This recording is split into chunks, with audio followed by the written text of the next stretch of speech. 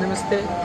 Parliament સત્ર હોવાને લીધે હું અત્યારે અમદાવાદથી દિલ્હી જાઉં છું, પણ જામનગર જિલ્લો અને દ્વારકા જિલ્લોમાં અતિ ભારે વરસાદને લીધે અત્યારના પૂરની પરિસ્થિતિ નિર્માણ થઈ છે.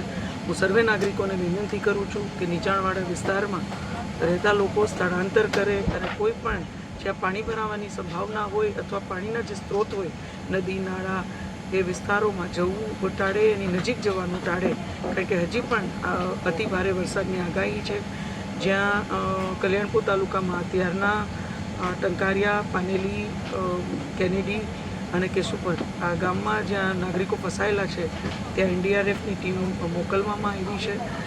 એરફોર્સની પણ મદદ અત્યારે ચોપર રેસ્ક્યુ માટે લેવામાં આવી છે.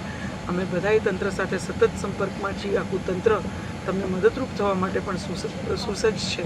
ત્યારે હું આપ સૌને વિનંતી કરું છું કે આપ સૌ પણ ખૂબ જાગૃત રહ્યો.